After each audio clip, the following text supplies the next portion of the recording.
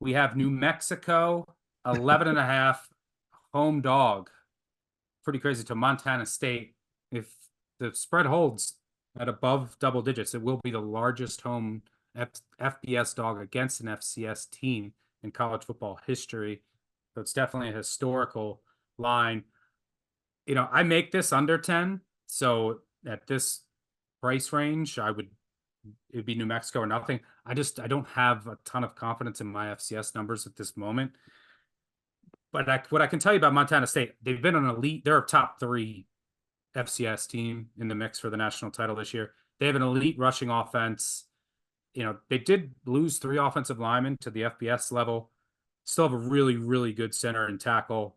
Both guards are dealing with injuries, and their top back, who might not play in this game. And they have one quarterback back in Malott, but their other Chambers, he's gone. They kind of like did a dual quarterback system.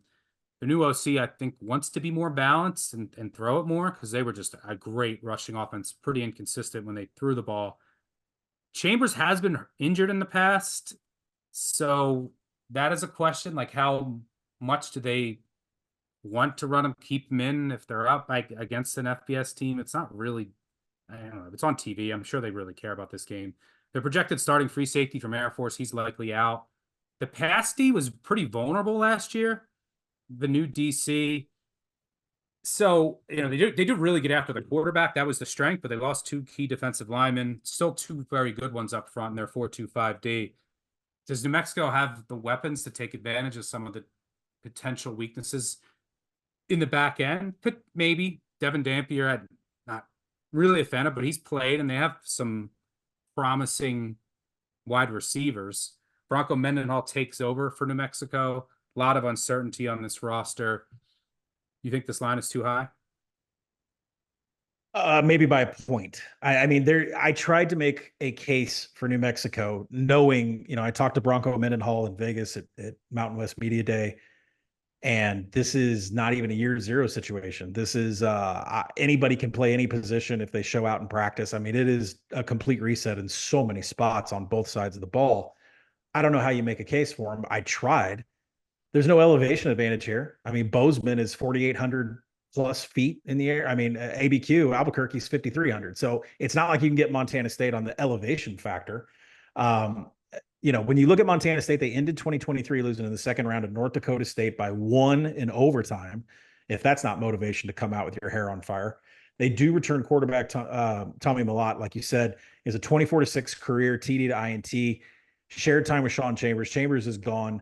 I think what's interesting about Tommy Malott, he committed 2 turnover-worthy plays and 142 dropbacks last year. That's pretty impressive. The kid does not make mistakes. He added another 500 yards on the ground from designed calls.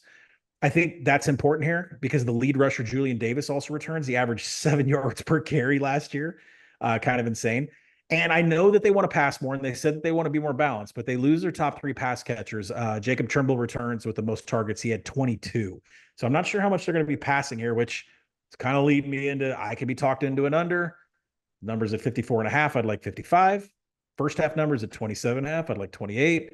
So just use those as your boundaries. Now the question is can Bronco get the Lobos to produce? I'm not sure any of us really know that, but what we do know is who the 3 best players are on defense. It's Kyler Drake at edge.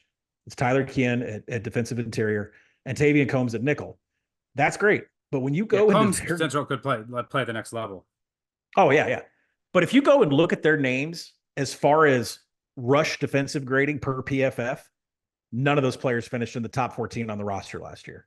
So while like Tavian Combs can play coverage, he can defend the pass, he can do a lot of great things. Run defense was not a forte of their 3 best players on defense. So I'm a little nervous that they can't contain Montana State. I think the one thing that, maybe we need to do a little bit more research is Bronco Mendenhall has so many connections to Utah, to New Mexico from previous coaching stops. Does he have ties to some of this staff on Montana State that would say, hey, we're up by 14, we're up by 17. We're just going to snap the ball, turn around, hand it off, and this is going to be a low-scoring game. So I am leaning under. I'm probably going to end up playing it. I don't know if it'll be first half or full game, but I just don't see a lot of explosive plays in this game, Stock. Yeah, I would tend to agree. There is some uncertainty with like, does Montana State is saying they want to be more balanced? Do they like try and practice some of that more Yeah. throwing, or do they hold it back? So there's uncertainty there. Jason Beck, the new OC for New Mexico, but Bronco Mendenhall's tend to be more conservative. Um, the focus in camp for New Mexico has been all about stopping the run. Mendenhall is going to run his 3-3-5. So that is like what they want to do. There's some size. They added some size on the defensive line. A lot of uncertainty there. It wasn't good last year. That is all they've been focused on, though, is just stopping the run, which if Montana State plays what they usually do, that maybe that pays dividends. So yeah, 55 or better. I don't mind the under here either.